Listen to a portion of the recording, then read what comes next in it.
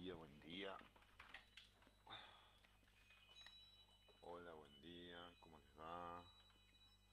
¿Cómo están? ¿Cómo andan? ¿Cómo están? Opa. ¿Cómo les va? ¿Cómo les va? ¿Cómo les va? Bueno, voy a esperar, voy a saludar por acá. Buen día. Espero a ver quiénes se encuentran del otro lado. Mm. Ya somos 4 o 5 en el primer minuto. ¿Eh?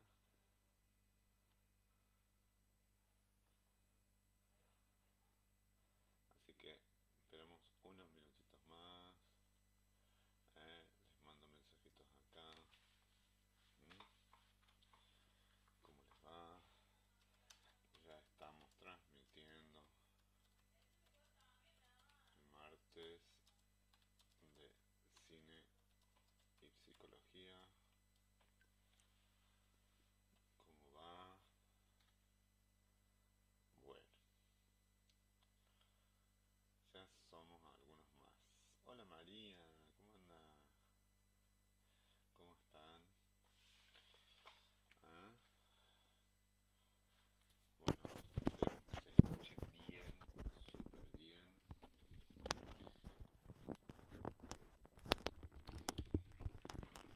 Me dicen ahí si se escucha bien. ¿Ah? Gracias Teli por enviar el link. ¿Ah? Bueno, vamos a continuar. Hola Alicia, ¿cómo va? ¿Me dicen se escucha bien? Hola Olga, ¿qué tal? Buen día. No sé si se escucha ahí. ¿Mm? Lo más cerca que puedo. Ahí me dicen que se escucha bien. Bueno, muy, pero muy, muy, muy buen martes. ¿Eh? Les deseo que tengan un buen martes. ¿Eh?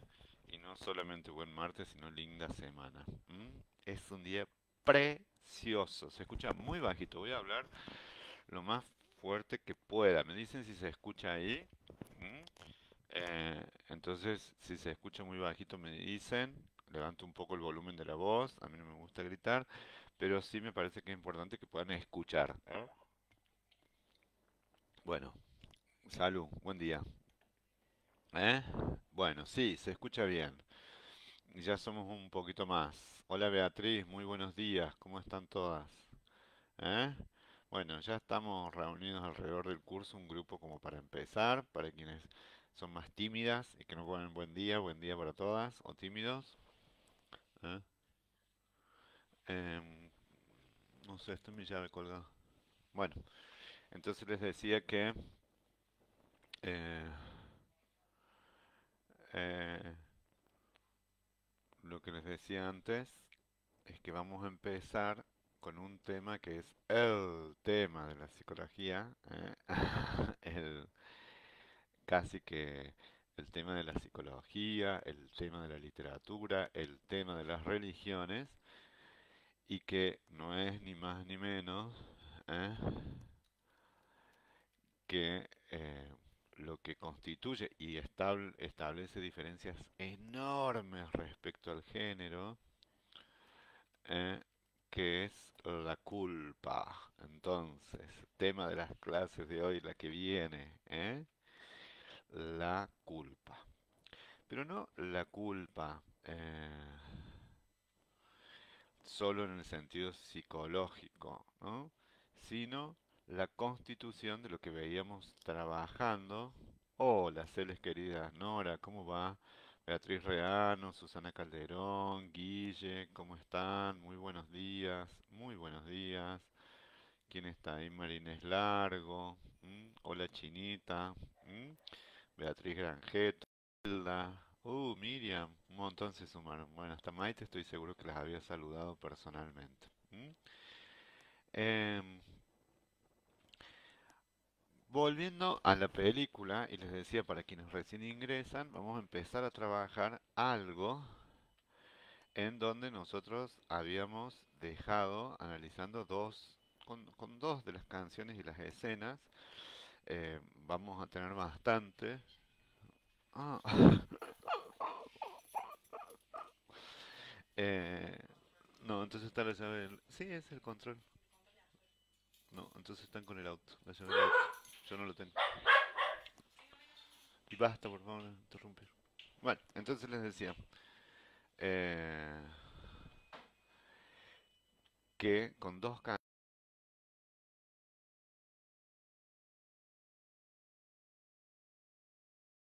¿Cómo estás?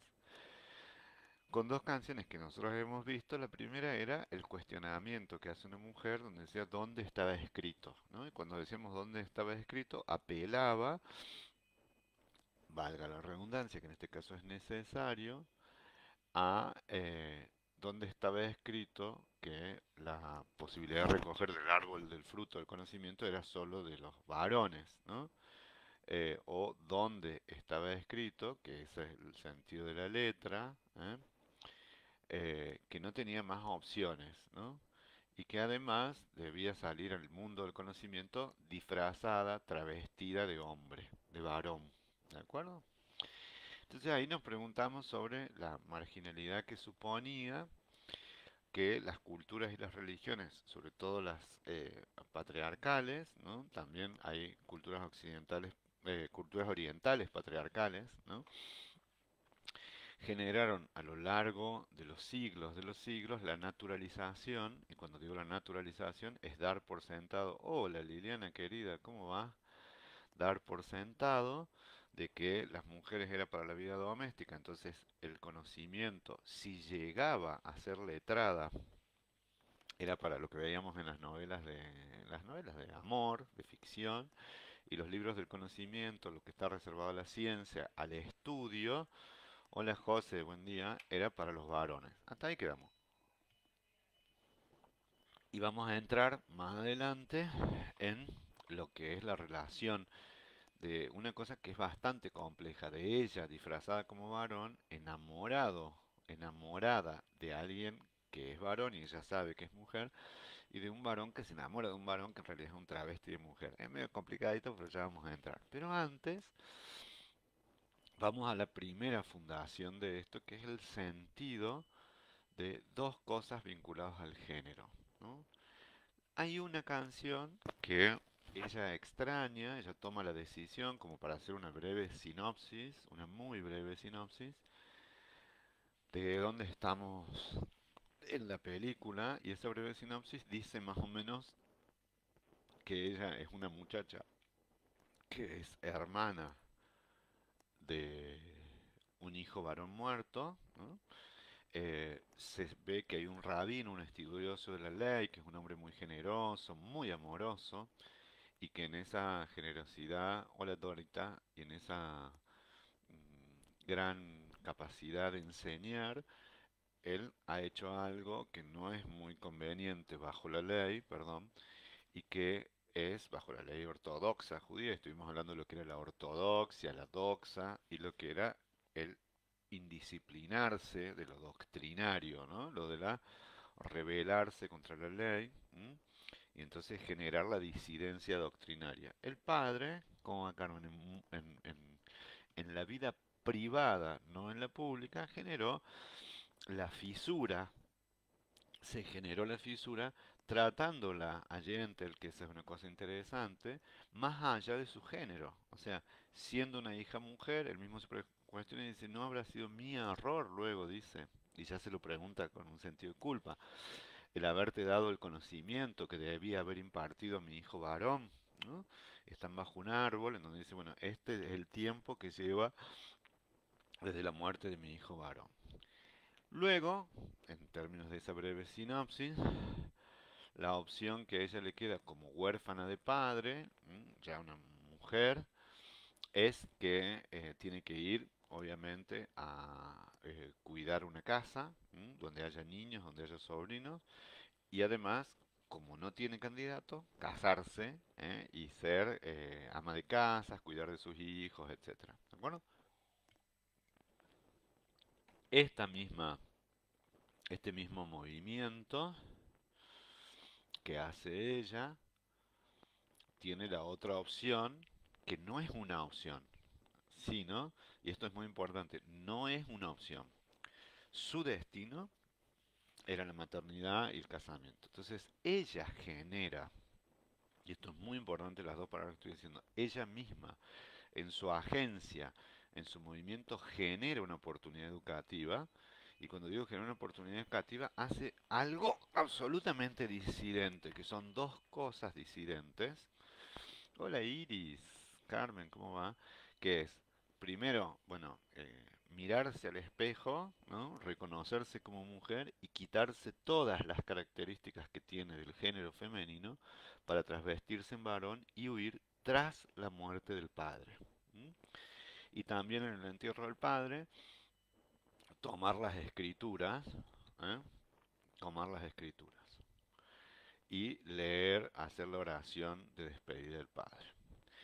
Y acá voy a ir, se los voy a leer de manera muy, muy lenta y voy a aprovechar la reliteración. Cuando digo la reliteración es esa repetición que es casi como un mantra que usa la poesía cuando escoge repetir una palabra y repetir una palabra y repetir una palabra y que lo va a hacer en este caso, por supuesto que es un guión de una película y es una canción, en donde dice, papá, ¿puedes oírme? Papá, ¿puedes oírme? Dice papá, ¿no? Es en inglés. Papá, ¿puedes verme? Papá, ¿puedes encontrarme en la noche? Papá, ¿estás cerca de mí? Y vuelve a decir, papá, ¿puedes oírme? Papá, ¿puedes ayudar a no tener miedo? ¿Mm? Vamos a esta pregunta. Dos o tres veces pregunta si puedes oírme, ¿no? Papa, can you hear me? Dice, Papa, can you hear me? Papa, can you hear me? Y realmente suena como una especie de canción ritual, ¿no? Esto, por supuesto, que de manera directa lo utiliza la directora para mostrar el principio organizador de un duelo, de una chica que se encuentra sola, ¿no? Entonces, lo primero que hace, y acá el- la fusión interpretativa es mía, pero van a ver que es muy directa, las tomas de ella están así, mira hacia abajo, y entonces cuando se acuerda, mira hacia arriba, ¿no? Es decir, y entonces empieza la canción o va haciendo la canción. En ese sentido, es lo que les digo, que toma ¿eh? la, el sentido de una plegaria, de una oración, pero a su vez también el texto muestra la soledad en la que se encuentra Yentl, ¿no? Hay que decir que ella ya se va de la ciudad, se encuentra con los otros muchachos judíos que están por formarse en la lectura de las escrituras, se va a la escuela religiosa a una semana, ¿no? Entonces es una huida. Y cuando digo que es una huida de un destino en el cual era una encerrona. La pregunta es, ¿me puedes oír? ¿Me puedes ver? ¿Estás cerca mía, cerca mío? ¿Me puedes oír? ¿Puedes ayudarme a no tener miedo? ¿Mm? Y miren lo que dice, mirando a los cielos, esto que les decía que es una plegaria, parece que ve un millón de ojos. ¿Eh? Looking at the skies, I seem to see a million eyes. ¿Eh? ¿Cuáles eran los tuyos? ¿Cuáles son los tuyos? ¿Eh? ¿Dónde estás ahora? ¿Eh? Eh, que ayer te despediste y cerraste la puerta. ¿Eh? Dice, la noche es mucho más oscura, el viento es mucho más frío, el mundo que veo es más grande, ahora que estoy solo, sola, papá, por favor, perdóname y trata de entenderme. Vamos acá. Eh, la primera invocación, y eso me parece que es importante, ¿m? La primera invocación está vinculada, hola, ¿no? Vivi, ¿cómo está? ¿Eh? A interpelar al Padre, y esto es lo que te digo que la función es mía, a Dios Padre, ¿no? Cuando Cristo dice, perdónalos porque no saben lo que hacen, cuando elevamos una oración al Señor, las religiones patriarcales piden que nuestra oración, que nuestra palabra sea escuchada. Esa es la primera, ¿de acuerdo? Y también es cierto que la gente es más proclive, perdón, a la oración, cuanto más sola se encuentra. ¿M? Así, cuanto más desesperada se encuentra frente a una realidad que la juzga como difícil o que la ve como imposible. Entonces pide ayuda o agradece.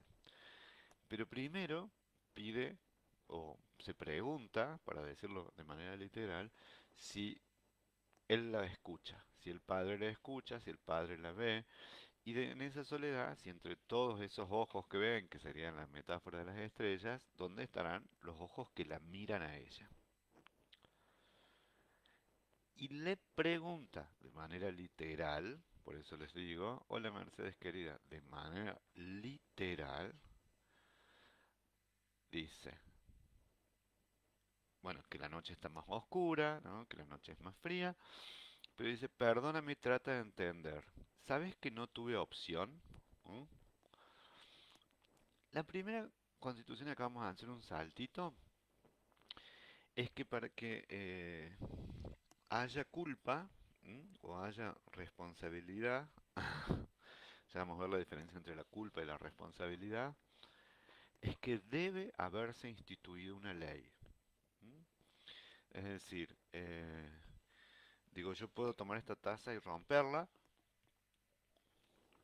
y en principio, eh, si alguien me dijo, cuida las tazas, son muy caras, nos cuesta un gran sacrificio, o esta es la taza exclusiva de mi abuela, que la tengo como una reliquia, entonces que se rompa, ¿eh? Mira lo que estoy diciendo, que se rompa, puede ser una cosa dolorosa o desafortunada. Ahora bien, que yo la rompa, ¿m? eh, tiene otra connotación porque el responsable de reparar, de pedir disculpas, de quitarme la culpa, de aceptar y tomar como propia la tarea que yo hice y rompí, no solo la taza, sino que rompí una regla, hace que yo tenga un sentido de responsabilidad y en función de cómo se estableció y quién, eso también hay que decirlo con claridad, estableció esa ley, ¿eh? Cuando digo esto es decir, ¿quién estableció esa ley? ¿Cómo se estableció esa ley? ¿Es justa esa ley? ¿Mm? Todas preguntas que cuando yo tengo instituida esa ley, no me las hago. Seguramente, si la ley no me gusta, lo que hago yo, lo que puedo hacer es o no respetar la ley, ¿no? Entonces hacer algo irrespetuoso, que es el tránsito de Yentl, del personaje este, es infringir la ley, ser una disidente de la ley, ser una forajida. En ese sentido, ella va a ser castigada, por eso el final es, creo que es un final que no acordaron o que no estaba en la comedia musical, pero sí estaba en no estaba en la novela y sí está en la comedia musical, es que frente a ella a meter esa pata porque es una gran disidente. Después, siendo mujer, se casa engañando a otra mujer, mostrando su voluntad de seguir pasando por varón. Entonces va a infringir, va a ser culpable de alterar muchas reglas. Recuérdense que el orden institucional, por ejemplo, de los casamientos, de la herencia, no lo daban siempre las uniones civiles. La cuestión civil y el Estado llega muy tardíamente. Cuando llega muy tardíamente, podemos decir que hace miles de años, ¿eh? La institución que sacralizaba, que daba por unidas estas uniones, ¿no? Matrimoniales, la institución que le daba la bienvenida, al mundo a las personas, que las inscribía en el marco de la sociedad a través del bautismo, de una ceremonia, es, eran las religiones, ¿no? Aún siguen siendo, si bien nosotros tenemos que tramitar el DNI, que ya es una institución civil, ¿no? Nuestro documento de nacionalidad de identidad ya no corre el bautismo, pero bueno, antes era el bautismo, pero bueno, el orden religioso establece una ley. Y ella se plantea esta canción, ¿eh? En donde le dice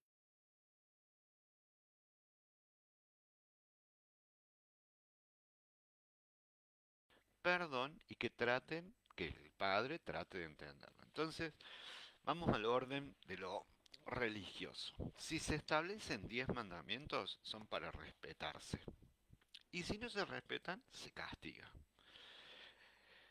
Desde las formas más clásicas, ¿no? Con el cielo y el infierno, o sea, privándonos, volviendo a las escrituras, esto no tiene que ver con religión, sino que estoy tomando los orígenes. Entonces, la culpa original fue de Eva y de Adán, ¿no? Entonces volvemos a la constitución del inicio de las clases. Increíble que ya estemos en el 13 de abril. Van a ver que todo esto que estamos trabajando, todo, porque a mí me gusta primero ver más lento, más tranquilo con los conceptos y después vemos las peles y todo fluye, ¿no? Entonces, esta constitución de la culpa ya estuvo escrita en el Génesis y el castigo era parirás con dolor, y lo pagarás con el sudor de tu frente, el trabajo y el dolor. Mm. Miren que para asimilarlo, si nosotros estamos pagando con el dolor físico, las mujeres en el parto y los varones con el trabajo, hay que encontrarlos a Adán y Eva y hacerles un quilombo. Porque en realidad se constituye en el pago de ese castigo la pérdida del paraíso. La pérdida del paraíso, ¿qué era? El acceso ilimitado a todas las fuentes del placer, menos a la fuente del conocimiento. Entonces, y esto lo va a tomar Freud, pero lo va a tomar mejor Lacan, el acceso al conocimiento cambia el orden de las cosas, por lo cual produce la culpa. Hay una expresión metafórica directa, mítica, directa, que no viene del judaísmo, que no viene del cristianismo. Hola Marta querida, buen día, especialmente Martita querida. Entonces les decía que no viene del judaísmo, sino que viene de la cultura griega. O sea, ¿quién es el gran alterador, por decirlo así, el gran disidente, el gran desobediente de la cultura griega? Ni más ni menos que... eh, mira vos. Gracias, Marinés, querida. En nuestro país, el casamiento civil se instituyó en 1880, a instancias del representante de Santa Fe, el doctor Oroño. Muchas gracias, Marines. O sea que, nada, tiene, nada, 100 años, o sea, 140 años, 150 años. En la historia de la humanidad es nada, la unión civil, ¿no? Instituida, antes era religiosa. Volviendo, les decía que de otra religión, el representante mítico por excelencia de la condición humana, de la desobediencia humana, es Prometeo. ¿Mm? La culpa es el instrumento, dice Olga Marzolini, del control de las religiones. Sí, desde el punto de vista de las religiones, sí. Casi te diría que es la promesa del bienestar, o sea, volver al paraíso perdido. Eso nos ayudaría a comportarnos bien. Y si inevitablemente vamos a infringir leyes, porque inevitablemente si existe una ley es porque la ley se rompe. Es decir, los mandamientos vienen a ordenar algo que era un desorden, pero que existía antes de los 10 mandamientos y seguirá existiendo por tiempos inmemoriales. O sea, por tiempos inmemoriales. O sea, siempre va a haber quien rompa la ley, ¿no? Por eso se rompen las tablas de la ley. Y ese orden es un orden supremo que nosotros acordamos. Entonces, no solo es el control a través de la promesa de volver al bienestar y del castigo de vivir un infierno, sino que en términos psicológicos también es un organizador psíquico de la constitución de algo muy básico que es como el super yo y que después se va a generar otra instancia que es el ideal del yo, no importa, que es lo que nosotros aspiramos, pero cuando uno dice es muy superyoico, es muy culpógena, no se anima a hacer las cosas porque le da miedo a hacerlas mal, entonces nos estamos refiriendo a alguien que ha incorporado desde muy chico, y esto se tiene sentido, más o menos Freud hablaba, en el Edipo, porque la culpa originaria para los freudianos son eh, la, el acceso al incesto, digamos, ¿no? Entonces las fantasías incestuosas, su realización produciría tanta culpa, tanta angustia, que se constituye una prohibición interna. Entonces no solamente es un instrumento de control de las religiones, como bien menciona Olga Marzolini, sino que además también tiene que ver con organizar internamente, una cosa es externa y otra cosa es instituir eh, un orden en el cual yo me impongo ciertos límites, ¿eh? Producir dolor, saltar ciertas reglas, apropiarme de un bien del otro, poseer o codiciar la mujer o el varón del prójimo o de la prójima, ¿eh? Matar, robar, no amar a Dios, ¿no? El ateísmo también está visto como no tengas en cuenta nuestros pecados, sino la fe de tu iglesia. La ausencia de fe es algo que podría producir culpa, fundamentalmente. No amar a Dios, no respetar a los padres, fornicar. Es decir, miren cómo está claro que les decía el acceso en relación a al orden reproductivo, que la cultura dice, bueno, sí, tenemos relación, pero para reproducirnos, ¿no?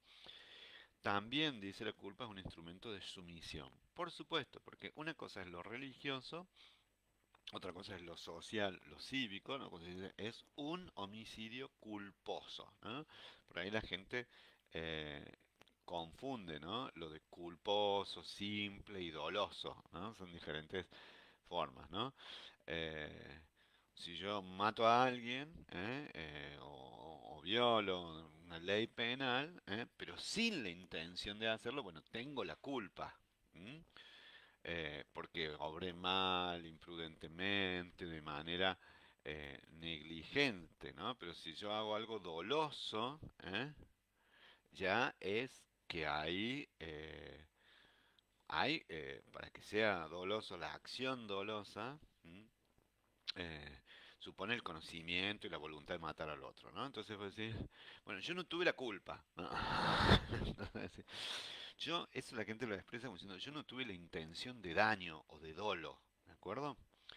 Entonces, y esto no es menor, ¿eh?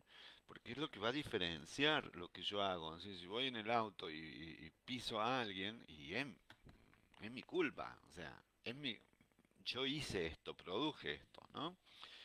Eh, ¿Por qué? Porque efectivamente, como bien dice Olga, la obediencia o el ajustarse a cierto orden es intrínseco a la religión, pero es intrínseco a la sociedad y es intrínseco a la constitución del sujeto.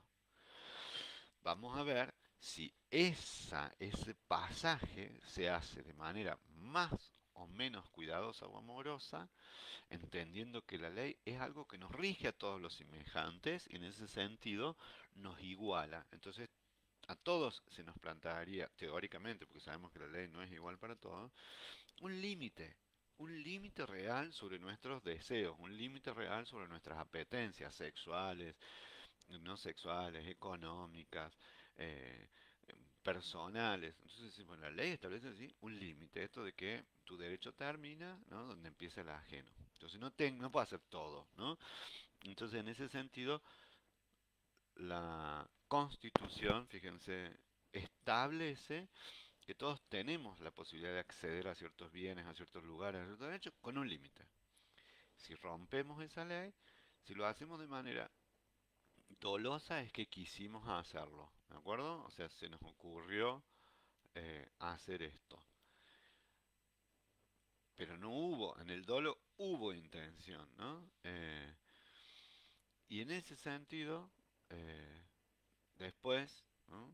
Eh, en la intencionalidad de matar lo agrava, pero la responsabilidad, el hecho que haya sido yo, ¿eh? Sigo, me dicen si, uy, me dicen si se congeló, ¿eh? ¿Está transmitiendo?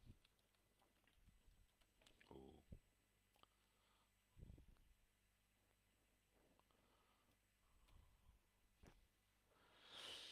me dicen acá. A ver,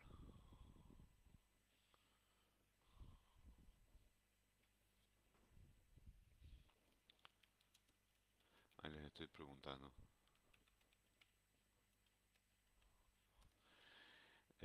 Vamos a dar unos segundos, a ver si se conectó y tenemos que recalcularnos. No se congeló, espera y sigue. Le digo, bueno, bárbaro. Le agarró un chucho de frío, no un congelamiento. Veo y escucho bajo, no sé cómo pueden ver bajo, entonces todo bien, sigamos. Entonces decía, se constituye esto, pero se constituye un escenario psíquico. Entonces Yentel se ve claramente que se encuentra en esto que dice, no tuve opción. ¿Puedes oírme? Cualquier cosa, dice que estoy diciendo, dice, aunque la noche esté llena de voces, recuerdo todo lo que me enseñaste. Y la ley, yo puedo instituirla de manera muy eh, vinculada al miedo. ¿M?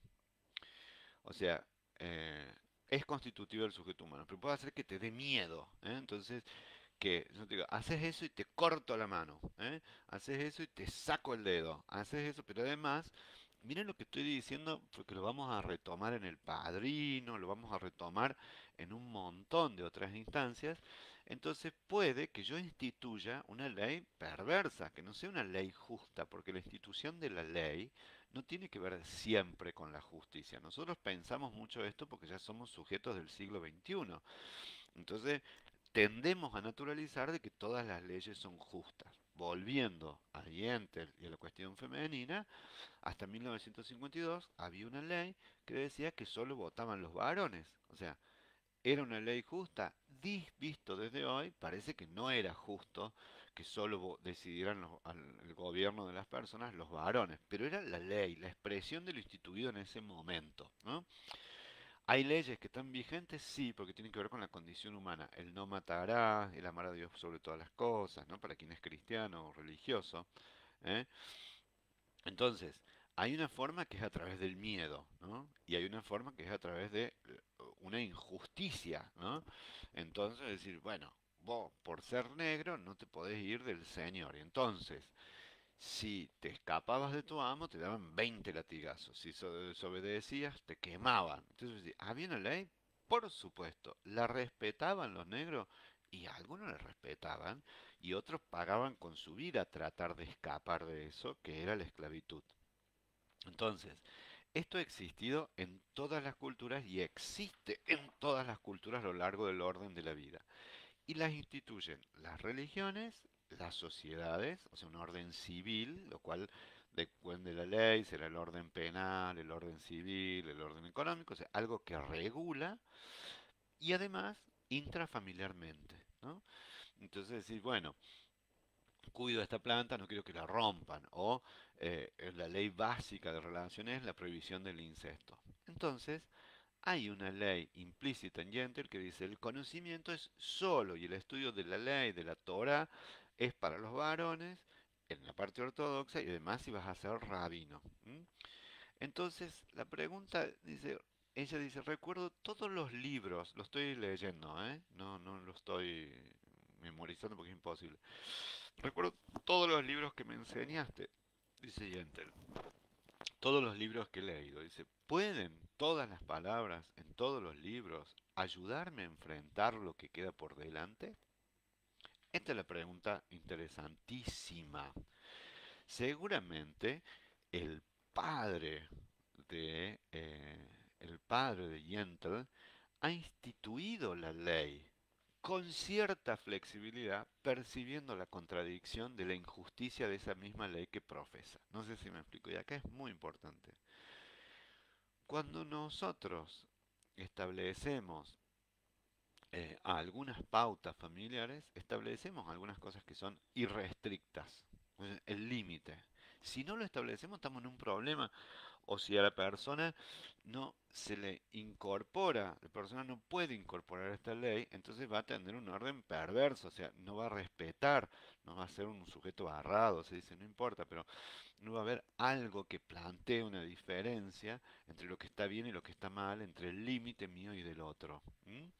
Entonces, yo puedo hacerlo a través del amor, ¿de acuerdo? Entonces, que efectivamente mis hijos, las personas que te digo, bueno, no, esto es el punto. Esto lo hago institucionalmente, ¿no? Pues en el CEPRAM uno pone un ordenamiento, entonces este es el baño de varones y este es el baño de mujeres. Bueno, ¿podés entrar al baño de mujeres? Sí, nadie te va a llevar preso, pero vas a tener. ¿M? Ya vas a tener una respuesta si te meten en los varones, las mujeres dicen, ah, salga de acá, qué sé yo, o no, ¿no? Y en algunos casos pueden decir, bueno, va a haber baños mixtos, entonces cambia la ley de convivencia, ¿de acuerdo? En esa dirección es que hay diferentes rangos de leyes y también uno podría establecer que la culpa o la responsabilidad depende de qué ley estemos infringiendo, por eso Prometeo, pobre, se la tiene que bancar encadenado en el Cáucaso y como si esto fuera poco, que todas las noches, todos los días venga un águila, le come el hígado, ¿no? Pague la culpa, ¿m? De manera reiterada hasta que se regenere ese órgano y llegue Heracles y lo desencadene. ¿Quién? El Hijo del Padre. Estoy diciendo esto por el símbolo al que también hace referencia Olga. Dice, por suerte Cristo ya ha pagado nuestra deuda y nos perdona ya y no somos culpables. Bueno, el cristianismo viene a inaugurar otra cosa, digamos, no la inaugura, eh, sino que la consolida, que es el perdón de los pecados. Vieron que dice el credo, el perdón de los pecados, la vida perdurable. Amén. ¿Mm? Hola Cristina, ¿cómo estás? Entonces, obviamente que inmediatamente de la culpa viene lo que es la responsabilidad y la búsqueda del perdón. Entonces, esto está constituido, esto no quiero dejar de decirlo, en el orden de una sociedad patriarcal. Por eso es que Cristo dice, Padre, perdónalos porque no saben lo que hacen. Y entonces dice, papá, ¿me puedes escuchar? ¿Me puedes ver? ¿Puede ser que todo lo que he aprendido, todos los libros leídos, me sirva para saber esto? Dice, por favor, perdóname, porque no tuve una opción, ¿no? Cuando un castigado a muerte, ¿no? pide perdón, ¿no? lo que se enfrenta es a la redención, pero no al cambio del acontecimiento, porque el hecho ya se produjo, ¿no? Entonces, eh, hay un punto en donde yo puedo hacer responsable al sujeto, ¿no? Dice, bueno, este límite no se hace, ¿eh? Entonces, es muy claro que en Dienter ella le dice, papá, ¿cuánto te amo? ¿No? Dice, los árboles son mucho más altos, además de lo que creció, las estrellas son la mitad de brillantes. Dice, papá, ¿cómo te necesito? ¿Cuánto te amo? Te echo de menos. ¿eh? Pide, ¿eh? Eh, pide, ¿no? Por favor que el Padre le perdone. Y en realidad, ¿eh? después vamos a ir a la otra canción que ella habla sobre quien la mira de otra manera. Esto tiene mucho que ver con la sexualidad, con la disidencia de los géneros, con los comportamientos sexuales, con la forma de establecer una moralidad y que es el establecimiento básico de las diferencias entre los otros, del límite con los otros, pero a su vez del límite interno, de la constitución de nosotros como sujetos éticos y como sujetos morales. Si esto fuera tan sencillo, si fuera tan simple, habría como un cajón o un catálogo de leyes que fuesen inamovibles y entonces se dice, bueno, estas son así de aquí hasta la eternidad y así se hace. ¿Mm? Si esto también fuera muy sencillo, se diría, bueno, tal tipo, lo que se hizo en una época, ¿no? En la Edad Media, como los pagos por los pecados, ¿no? Y lo que se hace por ahí, tres Ave María es un pecado venal, porque se clasificaron los pecados mortales, los capitales, los venales, o sea, las cosas pequeñas, las cosas medianas y las cosas gravísimas. ¿M? Bueno, este orden instituido también lo toma el derecho lo toma el derecho romano y dice, bueno, esto es una metidita de pata, esto es un metidón de pata, esto es gravísimo, y después se establecen diferentes penas. Miren lo que estoy diciendo, penas, la palabra pena de penar, de lamentarte, de sentir el dolor está asociado al castigo. Entonces usted está penado. ¿Cuánto está penado? ¿Qué sé yo? 3 años. En general, lo que se utiliza, eh, y eso constituye el código penal, ¿no? Es las dos. Digamos, nosotros hay muchísimas acepciones en lo que la pena, o sea, en el estado de la tristeza, un sentimiento de tristeza, bueno, porque alguien padece, qué pena más grande, pena, penita, pena, ¿eh? Eh, o la pena como castigo, la pena como imponer al otro algo que produzca ese dolor, ¿eh? Y cuando digo que produzca ese dolor, eh, ¿para qué? Para que el otro cambie, para que el otro, para que el otro, digo, eh, para que el otro perciba que infringió un mal, ¿no? Entonces, le produzco a otro esto, entonces lo voy a privar del paraíso, lo voy a privar de bienes, lo voy a privar de mi mirada, lo voy a privar de mi cariño, lo voy a privar de mis palabras. Entonces dice, bueno, hace tiempo que no me habla, me está penando. Entonces, por supuesto que la culpa nos lleva a pedir perdón. Ay, déjenme avanzar un poquito, Olga. Entonces, pero lo que más importa es que la culpa puede ser el motor que nos lleve al reconocimiento del dolor que produce en el otro. Entonces hay mucho de la institución que produce la institución familiar primero, es decir, pedirle perdón a tu hermano. ¿M? Pedirle perdón a tu amigo. Anda y devuelve esto que te robaste en el jardín. En hacer algo para cambiar eso que dañe. El sistema legal no es tan creativo. Es bueno, la reclusión perpetua, temporal, lo que sea, bueno, es una pena, es un castigo por lo que hiciste, por la gravedad de la falta. ¿De acuerdo? Todo esto quiere decir que nuestro mundo está organizado en función de las reglas, de la institución de esas reglas y de la desobediencia a esas reglas, ¿no? Y entonces, una forma de ordenamiento moral y ético es hacia adentro, intrapsíquicamente. Otra forma de ordenamiento es la religión y la otra es la institución de la ley, el orden jurídico, ¿no? Entonces hay un sistema penal, hay un sistema legal, entonces hay todo un corpus de leyes, hay todo un corpus de pena, y esto hace que nosotros tengamos cierta predictibilidad en la conducta. Entonces, decir, no, no hagas negocio con tal porque es un delincuente, ¿no? Es decir, no da confianza. ¿M? No te metas con tal porque te va a joder, ¿no? Entonces, eh, una de las penas más comunes, ¿no? En su momento era la crucifixión, el apalear, etcétera. Pero la más importante, el origen de la privación de la libertad es alejarlo al delincuente, ¿no? Entonces está el destierro qué sé yo, era terrible el destierro entre los griegos, el destierro de Edipo, por ejemplo, el ser un errante. Hola Euridice, dice, la diferencia es la exclusión de un mundo por la falta de apego a la ley, porque aunque se pida perdón, no se puede negar la existencialmente diferente, destinos, existencia, no se, voy a volver. La diferencia es la exclusión de un mundo por falta de apego a la ley. Totalmente de acuerdo. O sea, exclusión en el mundo civil es, te condenan y va a prisión, a una institución penitenciaria. De pena viene penitenciario, ¿no? O bien te vas a la pieza, ¿no? Si le hiciste mal, a la pieza. Te vas al baño, te excluyen, te sacan, ¿no? O te excluyen del mundo de los afectos. Bueno, ¿qué está haciendo Yentel? Ella está infringiendo una ley enorme, que es la de la identidad y el acceso al conocimiento.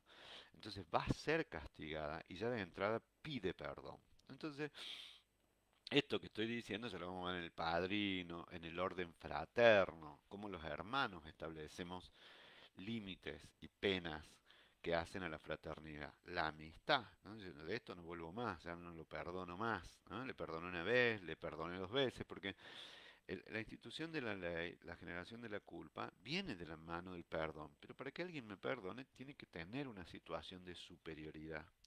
Y cuando digo tiene que tener una situación de superioridad, tiene que verse de alguna manera o afligido o dañado, por eso ahora estoy en una posición superior, porque como me he dañado moralmente me deja más alto, o soy Dios, o soy el juez, y entonces desde este lugar te doy mi perdón, te absuelvo. Por eso es que Yentel mira hacia el cielo, habla al Padre, y en la institución de las sociedades patriarcales, que la falta del apego a esa ley genera siempre, generalmente, una apelación a su señoría, ¿eh? a su, a lo magistral, a Dios, al juez, ¿no? Por algo, la justicia también es una organización patriarcal, al Dios Padre. Y en la constitución familiar, esto es una lectura extremadamente sencilla y muy lacaniana, el que instituye la ley, dice Lacan, es el padre. Eso no es así, la ley la instituye el padre, la madre, pero sí es cierto que hay una ley paterna, o sea, un límite.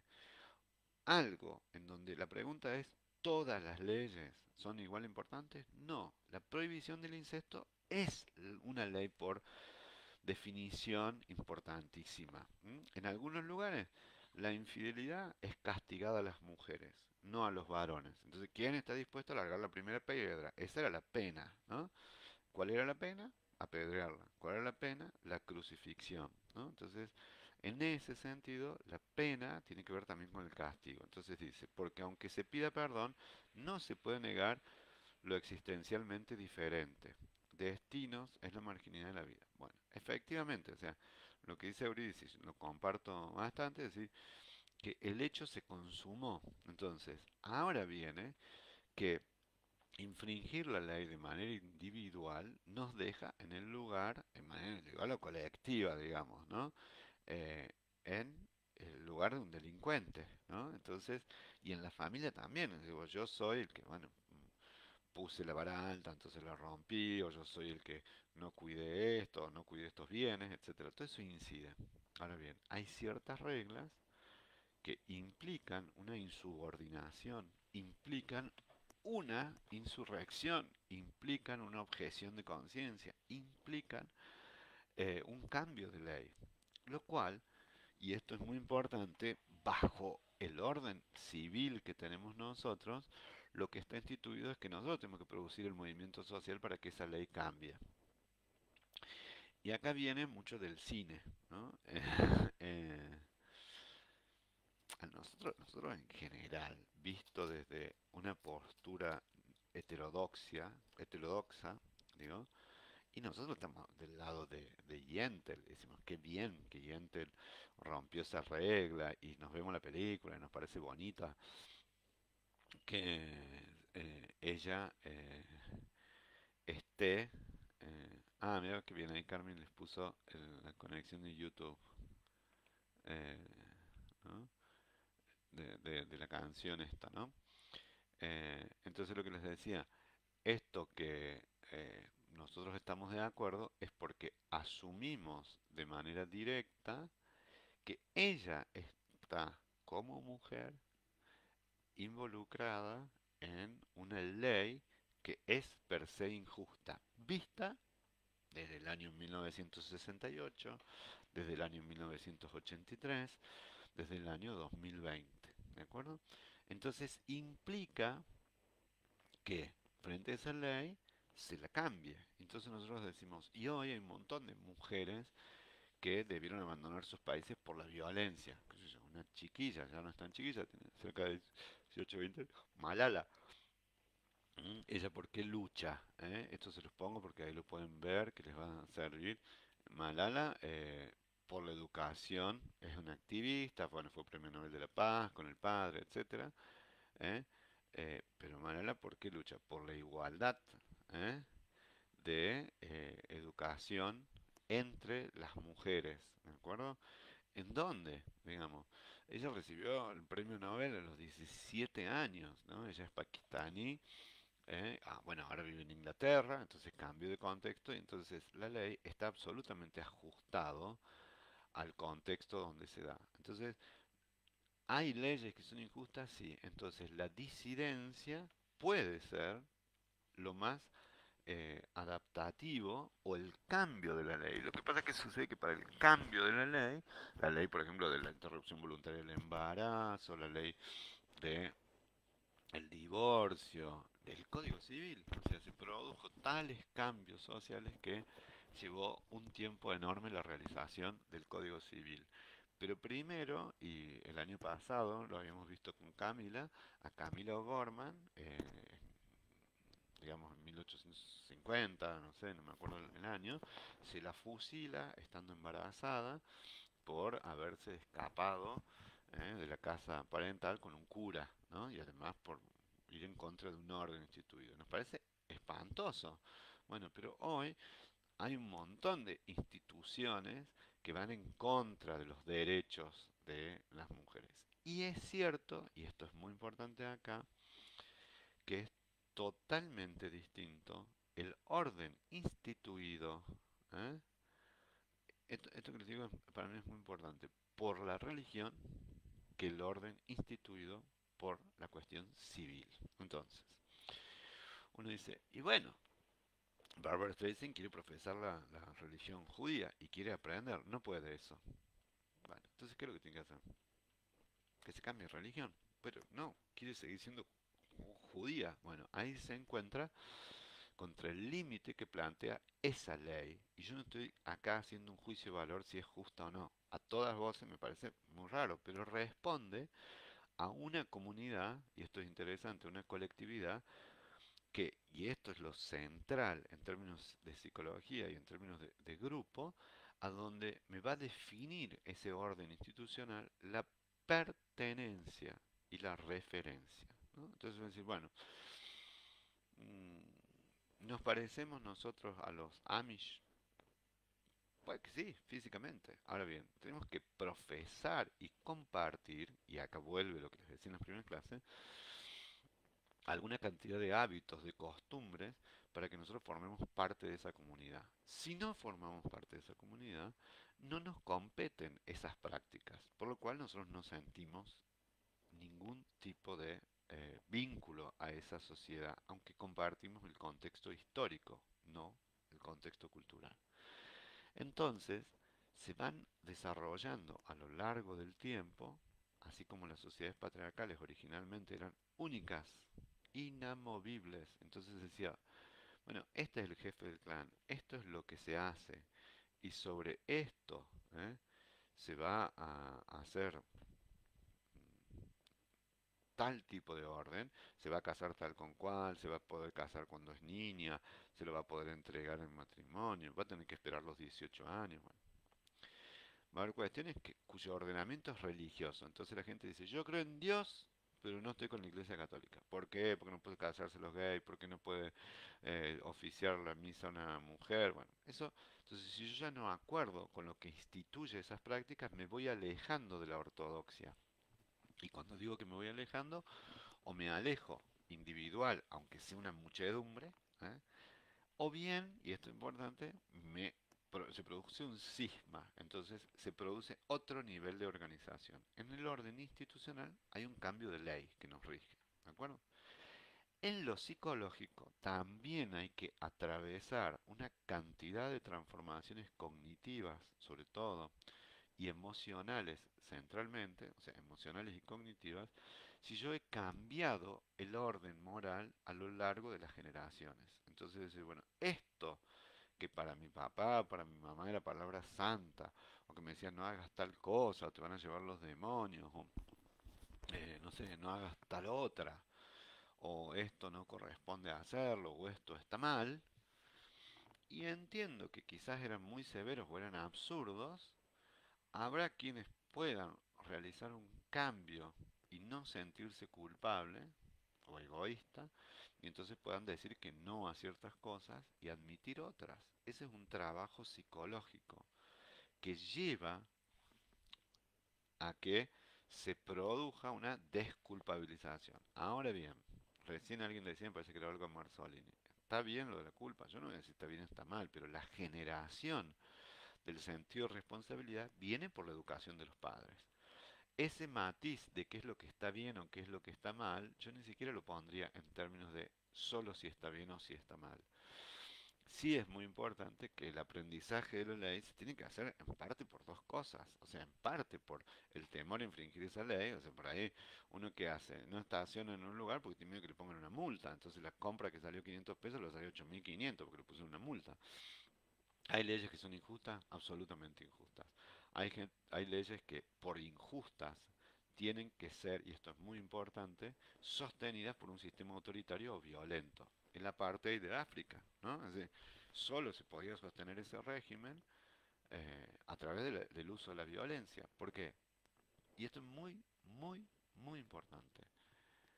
Los estados, los grupos, las organizaciones y las religiones se nutren también del imperio de la ley con la fuerza de quien tiene la potestad de hacer cumplir la ley. Entonces, para algo existe la policía, entonces para que no nos matemos, se supone, para que regulen eso. Entonces el Estado se toma la potestad de tener la ley y lo hace. Y los padres también, estate quieto, quédate en cosa. ¿Para qué? Para producir esa apropiación de la ley. Entonces les decía, por temor y por amor, ¿no? Cuanto más justa es esa ley, por decirlo de alguna manera, pero además no solo más justa, sino más amoroso o amorosa es ese padre o esa madre. Lo estoy diciendo que, y esto es central, central, central, cuanto más justas y amorosas son esas reglas y esas leyes, entonces hay mejor adhesión, por lo cual eh, hay mayor capacidad de procesar eso como justo y además no solamente nos vamos a apropiar, sino que quizás también nos pongamos a defender esa ley, ¿no? Entonces, no, para, ¿eh? O la militemos, el voto femenino, bueno, lo que fuera, ¿no? Acá ya no se puede hablar de cantidad, por eso digo cuanto más. Es una expresión vulgar la que estoy diciendo, ¿no? Pero en esa dirección sí podríamos decir que también cuando hay mucha disonancia, cuando hay mucha diferencia entre lo que establecemos en un momento que es justo y lo que está diciendo la ley, es hora que cambie la ley, ¿no? Entonces eso nos va a eximir de responsabilidades, ¿no? Y nos va a eximir también de culpas. En lo psicológico, ¿m? Cuanto más cruel ha sido la educación, cuanto más violenta ha sido la educación, cuanto más arbitraria es la ley, o sea, jodida, cuando es una ley, además de ser difícil eh, es injusta, entonces, efectivamente, los daños psicológicos que se producen, porque eso se instaura cuando uno es muy chico, son muy grandes, ¿no? Entonces voy a tener que hacer una lucha interna para no sentirme culpable, ¿no? La cuestión de la culpa se trabaja mucho también por la inocencia. Entonces decir, bueno, estos sufrieron un castigo ejemplar o fueron maltratados o es un pueblo que sufrió, entonces yo me salvé y entonces puede que me sienta culpable porque se me exceptuó de ese castigo. Entonces, mira, no era culpa tuya lo que le pasara a tus hermanos o al otro pueblo, sino que o un nieto o bisnieto de un alemán nazi no tiene la culpa por lo que hizo el abuelo, porque en esto también vienen cosas como diciendo, bueno, yo traigo una culpa ancestral de mi familia. Bueno, hay que elaborar eso. Cuando digo hay que elaborar, hay que preguntárselo. Entonces fíjense que acá en Yentel está claro que Yentel no va a poder hacer mucho más. ¿Eh? Y cuando digo no va a poder hacer mucho más, ¿eh? Em, es fundamental, cuando digo no va a poder hacer mucho más, ¿m? Es porque ella, todo lo que tiene por delante es la posibilidad de modificar su vida, pero apenas salga todo esto, va a ser excluida. Adiós, ¿no? Entonces esto explica también algunas de las penas de las personas que infringen o deciden tener una vida distinta a lo de su comunidad. Porque Así como va a haber una comunidad de Amish, una de judíos ortodoxos, una de judíos heterodoxos, de cristianos muy aferrados a la ley, y a las tradiciones, de otros que son, que les llaman practicantes, porque practico esas construcciones, otros que son testigos de Jehová, hay otros grupos que se rigen por otras reglas, ¿no? Entonces, un grupo generado casi espontáneamente, por ejemplo, de travestis, entonces estas mujeres también tienen su propia regla y su propia disidencia. Entonces, esto que les decía, las leyes a las que adherimos producen también el ingreso o la salida a ciertos grupos. Gentle tiene que salir del grupo de las mujeres, entrar al grupo de los varones y va a salir finalmente del grupo de la ortodoxia judía porque el crimen que comete, el pecado que comete, va en contra de la ley institucional. ¿Mató a alguien? No. ¿Qué es lo que nos hace pensar que en realidad es una ley injusta, que no daña a nadie? Que no daña a nadie, porque ella no mata, no roba, etcétera, pero rompe un orden institucional y miente, ¿no? Entonces dice, no mentirás, no matarás, no robarás. Entonces, eh, como les digo, la infidelidad también es una conducta sancionada, ¿m? En las culturas, en las parejas, en las sociedades donde se pone la fidelidad como principal ordenador. Otros dicen, somos una pareja abierta, es decir, donde no castigamos entre nosotros la infidelidad. Bueno, entonces se va estableciendo reglas y ordenamientos donde efectivamente hay cuestiones que son básicas, es decir, hay algunas que son universales, el incesto, el matar, etcétera, acá en Alemania, no sé qué, pero en algunos casos cuando vos te movés de una frontera a la otra, no solamente el orden legal, sino las prácticas instituidas. ¿Qué quiero decir con esto? Eh, la forma en que la gente se relaciona hace que una falta sea muy grave o sea penable y otra no sea ni siquiera atendible, ¿no? Esto es cuando la gente dice eh, es una cuestión cultural. Por supuesto que además es una cuestión cultural y es una cuestión socio-histórica. Entonces, efectivamente, acá a ninguno se nos ocurriría que es justo privar a una niña de la educación, ¿no? No, no. En otros casos, dicen, no sé si es justo, pero es así. ¿M? Entonces, ¿qué dice Ana María López? Cuando la adulta autoridad se ha sometido a la ley, es más fácil que sea aceptada la justicia a la norma. Totalmente. Entonces, pero sí es cierto que estos términos son importantes, ¿no? Una cosa es la aceptación, el sometimiento a la ley, porque la ley nos plantea como iguales, ¿no? Pero digamos, no hay posibilidad de entender el desarrollo humano, los cambios de género, ni siquiera la voluntad propia si uno no lo lee históricamente, si uno no lo lee sociohistóricamente, ¿no? En ese punto es donde se inscribe que además de resolver esto, es decir, no cambió. Y yo no puedo decir que no cambiará, porque no tengo la bola de cristal. Pero está claro que la ortodoxia de la religión judía, la ortodoxia de la cristiandad, no va a cambiar mucho esas tradiciones. Y entonces es poco probable que imaginemos una papisa. Miren cuando dice, uy, es el primer papa latinoamericano. Bueno, sí, está instituido, puede ser. Era poco probable antes porque todos eran europeos. Bueno, ese era el orden en la institución y de la hegemonía europea, ¿no? Bueno, ahora, hay un orden que es el patriarcal de la religión cristiana y la judía que no lo va a cambiar. A eso es lo que se refiere del patriarcado. ¿M? Entonces, no solamente el patriarcado dentro de la familia, dentro de la sociedad. Entonces dice, bueno, y entre usted quiere ser, bueno, chao. La religión judía no puede. Porque las mujeres tienen que estar afuera, antes estaban arriba, entonces se va a flexibilizar un poco. Y si usted quiere ser papisa, no, no se puede, porque acá los papas somos los varones. Y los que nos reunimos es el orden de los varones. Nos reunimos todos obispos. ¿Y se discute alguna vez si van a subir las monjitas a discutir quién es papa? No. Está instituido. No. No por ahora. ¿M? Entonces, sí hay que decir que hace 2000 años o hace 3000 años, bueno, por ahí un pecado se pagaba con la vida. Bueno, ya no. Entonces cambió, sí cambió. Cambió lento, muy lentamente. En las cuestiones del género, los cambios legales se producen en este último siglo con mucha velocidad, pero no se produjeron en los últimos, siglos, de los milenios anteriores tan rápidamente. ¿Eh? Fíjense que se parece mucho más el 1400, el 1300 al año 700 que el año 2020, ¿no? Es decir, ha sido mucho. ¿Y por qué insisto con esto? Porque en gran parte lo que va produciendo esos cambios es la herramienta básica de la educación. También sucede en lo personal. Yo también tengo que enterarme, darme por enterado, darme por, no sé qué, quizás decirle que no a las apetencias de mi mamá o a ciertas cosas de mi papá en su momento, estaba bueno y no sentir culpa por eso, ¿no?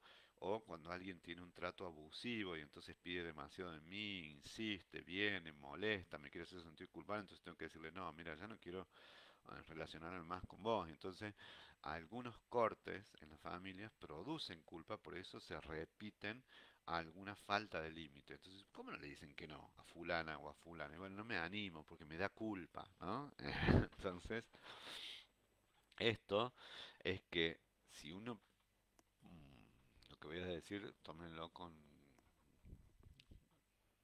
así con pincitas, ¿no? Con pincitas, pincitas.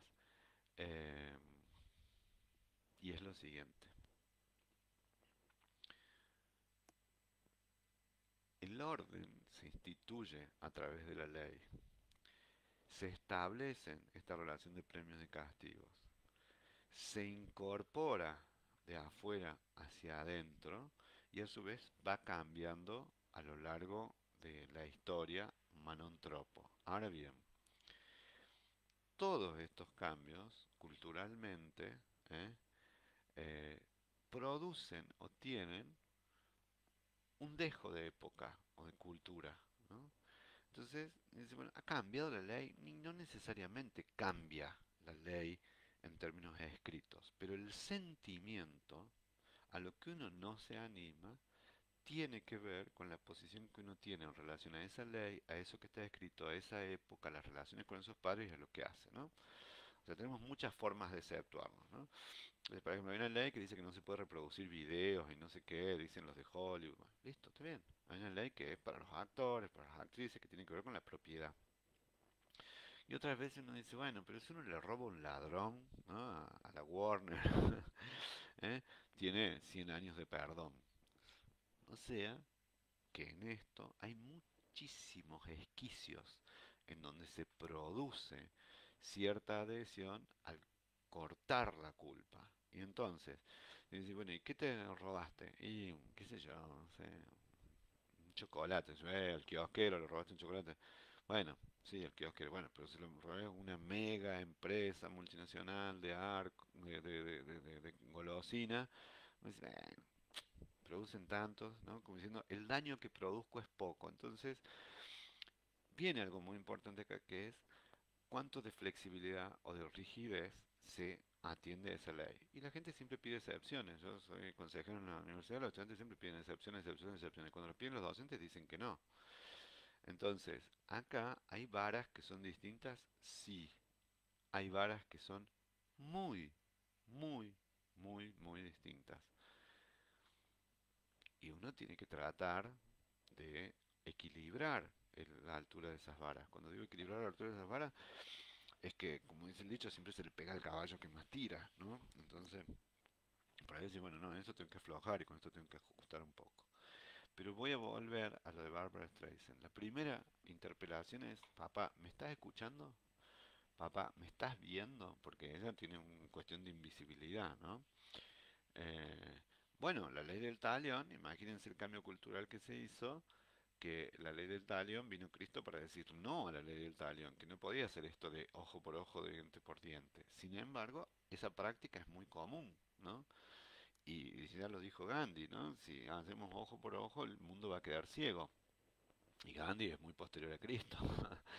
Entonces, en ese sentido, sí me parece que es importante, por ejemplo, Gandhi, Mandela, muchos de estos, se los nombro a propósito, los premios Nobel de la Paz, Pérez Esquivel, Rigoberta Menchú, vienen, se les da el premio Nobel de la Paz porque son los emergentes culturales que vienen a decir, vengo de un orden injusto por el que he luchado que sea distinto. No a la desaparición de personas, no al apartheid, no a la sujeción de los hindúes por los ingleses, ¿no? A la falta de derechos de las niñas en la educación de Malala, en Pakistán, bueno, con los talibanes. O sea, hay infinidades de órdenes injustos en donde no hay que someterse a ese orden injusto. Y acá viene lo interesante, ¿no? Que es discriminar esto, ¿no? Es decir, si nosotros, o ustedes, voy a hablar de ustedes como mujeres, familiarmente se hubieran ajustado a las reglas familiares que decían que las mujeres tienen que casarse, que no tienen que estudiar, que no tienen que ser una loca, que no tienen que volver a tal horario, para qué vas a la facultad, etcétera, se hubieran sujetado o sometido a leyes injustas. Y algunos no pudieron rebelarse o producir una disidencia, ¿de acuerdo? Esa disidencia no se produce solo en contextos distintos, en momentos históricos, sino que también en generaciones, una generación hacia la otra, ¿no? Los chicos son unos irrespetuosos, son unos desfachatados, ¿no?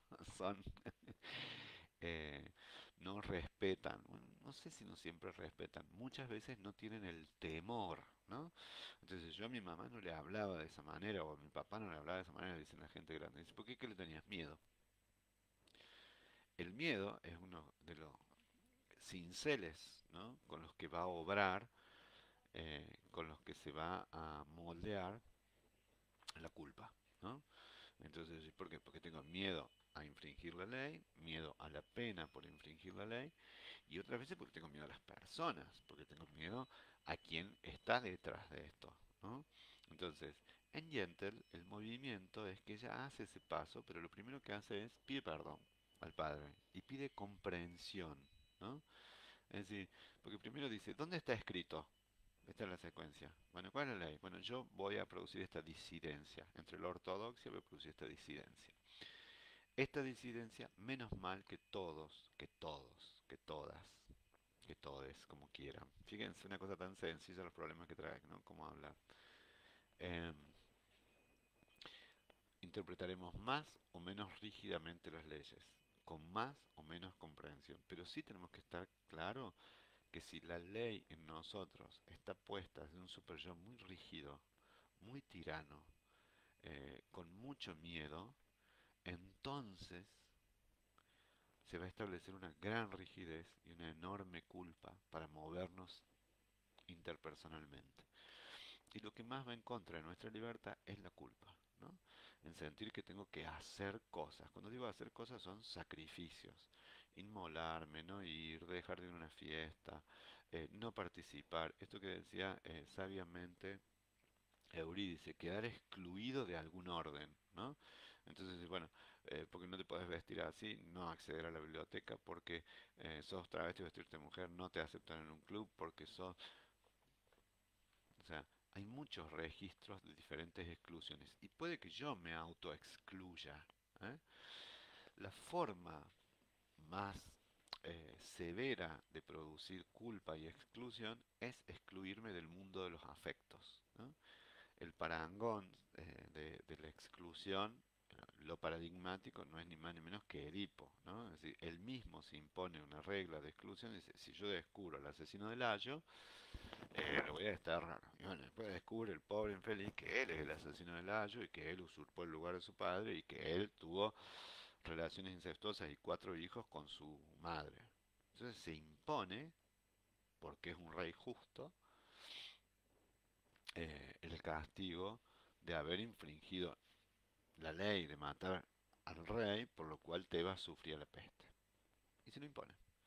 Entonces, esos destierros son destierros literales y son destierros físicos. Bueno, nosotros podemos cumplir y entonces imponernos o que nos impongan la exclusión de los terrenos de los afectos. Entonces, si Yentel produce esto, entonces nunca más va a ser respetada o querida por las mujeres. Si un fulano o una fulana escoge un varón o una mujer de su mismo sexo, entonces no va a ser querida por eh, los padres o va a ser excluida con la sorna. ¿M? Si una mujer decide, no sé, manejar un trole o hacer tal cosa, se va a ser tratada de machorra. O si un varón se inclina por las artes, va a ser tratado de débil o puto, no sé. En fin, todas estas son exclusiones que producen actos, son primeras piedras, ¿no? Es decir, lo que pasa es que ya la piedra no va a ser contra la mujer adúltera, en el sentido literal de una piedra, pero va a haber acciones, ¿no? De exclusión, ¿no? Esto que les decía, que se construyen en el marco de todo un sistema de creencias y de una exclusión de orden de pertenencia al grupo y de referencia, ¿no? Entonces decir, bueno, si hiciste esto, ya no formas parte de. ¿M? Entonces, no formar parte de nos produce cierta culpa, nos produce el acto de infringir esa ley, entonces nos limitamos. Hay veces que lo importante es darse cuenta y enfatizar cuando esa ley es lo suficientemente injusta y excluyente, miren lo que estoy diciendo, no incluyente, sino que restringe en ciudadanía, restringe en afecto, limita en expresión de libertad, pero además de limitar en expresión de libertad, produce algo que en la canción estaba clarísimo, ¿m? Y que es sentimientos de angustia, ¿no? Cuando digo sentimientos de angustia es que ella además, eh, por supuesto que de extrañar a su padre por su muerte, ella lo que se siente es solo, la culpa nos deja solo, ¿no? Eh, Cuando digo que ella se encuentra hablando a solas con el padre, es que se siente que el nivel de castigo o el acto que produce un daño cuando hay veces que no produce daño. ¿De acuerdo? Entonces, el querer acceder al conocimiento no estaría intrínsecamente dañándome al otro, ¿no? Pero uno siente que el viento es más frío, que el mundo es exageradamente grande. Eso tenía que ver con el registro que tenía ella de la soledad respecto al padre. ¿Por qué? Porque ella accedía al conocimiento no institucionalizado a través de las lecturas con el padre. Ahora, frente a esta falta, ¿m? Accede o va a acceder de una manera institucional rompiendo una ley. Va a romper más de una ley, va a romper otra ley que es casarse con una mujer. ¿Eh? Entonces, dice, la ley está llena de voces, ¿no? Yo les decía, y me parece que es una canción maravillosa, ¿eh? Se las voy a dejar, que es como que se opone, es una poesía que se opone muchísimo, no, eh, no me puedo acordar, de Rafael Iglesias y Rafael Amor Torano, ¿no? Eh, que es como un llamado muy poético a la insurrección. ¿Eh? Eh, la verdad que es muy bonita porque lo que plantea es que en realidad la culpa nos restringe. ¿Eh? Y cuando digo nos restringe, va a hablar de lo que son las cadenas, ¿no? Y efectivamente hay cadenas que tienen que ver con el conocimiento, por ejemplo, que esa es la más común. O sea, ¿qué es una cadena? Algo que me está atando. Entonces, hay formas de atarse, por supuesto que hay formas de atarse. ¿Cuál? La ignorancia. Ujú. Hay formas de atarse, sí. ¿Cuál? La libertad de movimiento que puede imponer, por ejemplo, el matrimonio por una mujer. O sea, vos de acá no te muevas, o tu territorio es la cocina, o tu territorio de opinión es tal cosa, ¿no? Entonces, esto que les decía, esta poesía se llama Corazón Libre, ¿no? Dice, te han sitiado el corazón y esperan tu renuncia. Los únicos vencidos corazón son los que no luchan. Dice, no dejes corazón que maten la alegría. ¿M?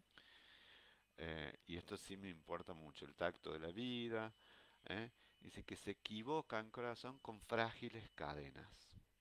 Entonces hay algo que es interesante. Dice, adelante corazón sin miedo a la derrota. Durar eh, no es estar vivo, corazón, vivir es otra cosa, ¿no? Hola Marité, querida. Entonces, sí hay algo que es muy importante, que es que nosotros vamos a tener que luchar por mayores grados de libertad con las culpas que amenazan nuestra mente y además de amenazar nuestra mente, esto hay que decirlo así con toda claridad, eh, cercenan nuestro corazón, o sea, nos ponen ahí en una situación de angustia porque creemos estar dañando a las personas que amorosa o sádicamente instituyeron ciertas leyes, ¿no? Entonces, eso que primero es la ley externa, que es la ley de la sociedad, viene a través de los padres, ¿no? Entonces se constituye en una ley que es interna. De esas, algunas son ordenadores morales básicos, y esos ordenadores morales básicos son los que ponen en orden a la sociedad. ¿M? Ahora bien, cuando es injusta, cuando es sádica, cuando es dolorosa, tenemos que hacer ciertos trabajos para ganar en libertad. ¿M? Entonces, es muy importante que si la culpa nos restringe, nos impide aceptar lo que somos. Bueno, totalmente de acuerdo. Hay ciertas cuestiones que hay que elaborar la culpa si yo no produje daño, ¿no? Entonces, bueno, mira, esto es lo que yo pienso, esta es mi libertad de pensamiento, esto es lo que yo siento. Y yo me siento muy mal. Y bueno, lo siento mucho, pero yo no te estoy haciendo daño, ¿no? Es decir, vamos a tal lado o a hacer tal cosa. No, no quiero. Pero hay veces que uno se siente culpable porque dice que no va a cuidar un nieto o alguna otra cosa. Entonces es dañino y no es dañino, pero produce en el otro un desencuentro, produce un dolor, produce una distancia, produce eh, nada, un alejamiento. Entonces, ese alejamiento, esa exclusión, puede muchas veces tener que ver con los márgenes de libertad que nosotros ampliamos, que nosotros corremos. Y cuando digo corremos, ¿no? Es decir, esto que les digo, que no nos aturdan las voces, que no seamos esclavos de quienes tenemos que escuchar, y muchas veces son dañinos. El qué dirán, el cómo lo va a hacer una señora mayor, el qué dice mi hijo, qué dice mi nuera. Entonces decir, bueno, me produce culpa. Y bueno, hay que resolverlo. Hay veces que si alguien tiene culpa es porque responsabilidad hay. Entonces yo soy responsable del ejercicio de mi libertad. ¿M? Puede que me aleje de algunas personas, no tengo duda, no tengo duda que eso puede producir un alejamiento. ¿M? ¿Puedo tolerar ese alejamiento? Bueno, de eso se trata el trabajo intrínseco que hace al tratar la culpa. Yentl es el ejemplo para mí paradigmático de que si bien hay muchos cambios, fíjense, que se produjeron en el siglo pasado en relación, y en este siglo más, ¿no? En estos últimos 20 años, al cambio de las mujeres en relación al género, en cambio a... sí, es muy parecido a honrar la vida. En cambio a las mujeres, a las familias, al Código Civil, etcétera, etcétera, etcétera, ¿m? Están quienes tienen que elaborar la culpa y otros que son psicópatas prácticamente, o mujeres o varones, en donde no les importa nada el otro. ¿No? Por eso está bueno que el punto, el equilibrio en donde me importa el otro y tengo responsabilidad sobre el acto que produjo, que los actos que nunca me van a producir daño son los actos que yo hago de amor o de compasión. Ahora bien, los que hago en ejercicio de libertad, por eso son interesantes los movimientos sociales, porque al principio la gente se sentía inhibida si se cambiaba de un lugar que era apto para negros, ¿no? O un baño diferente. No, no se sentía con la libertad de hacer algo distinto, ¿no? ¿Por qué? Porque había un castigo. Muchas veces el castigo era injusto, otras veces uno se siente culpable. Entonces acá en Yentl, ahora sí vamos a entrar en las próximas clases a hablar sobre el amor y los géneros, la forma en que se va vinculando, ¿no? ¿Por qué? Porque ella empieza a soldar, a sellar una amistad que está fuertemente vinculada al conocimiento, pero a su vez empieza a ver algo de amoroso. Entonces, el sentimiento, la lectura de que ese puede ser un amor homosexual, visto del lado de él, produce culpa. Y hay veces que para no vivir la culpa produzca un alejamiento, un rechazo, ¿no? Esto no es mío, esto no lo hago, ¿no? Entonces, ahí vamos a ver cómo todo eso que ella está rompiendo una ley religiosa, está rompiendo un acceso, una exclusión al acceso al conocimiento, entonces tiene mayores niveles de libertad, pero va a tener que procesar algunos sentimientos, como a todos, cuando nosotros nos movemos en dirección a cambiar un orden instituido. ¿Estamos? Me parece que hasta acá está bien, ¿no? Son las 12:30. Bueno, Una hora y media. Si tienen dudas, me preguntan. ¿Alguien quiere preguntar algo más? ¿Mm? Eh, si ustedes me dicen, ¿alguna duda más? ¿Algo que tengan? Si no, mandarle un beso. Gracias, Norma Beatriz Arreano. ¿Eh? Y bueno, la culpa es como mirar con una lupa lo negativo de la vida. Está bueno. Linda expresión la de Marínez Largo, ¿no? Sí, casi que está bueno lo de la culpa porque además lo agranda, ¿no? Y entonces uno se olvida de ver todo el resto, ¿no? Es como que esa aproximación exagerada cambia. Está buenísimo la idea. La culpa es como mirar una lupa lo negativo de la vida.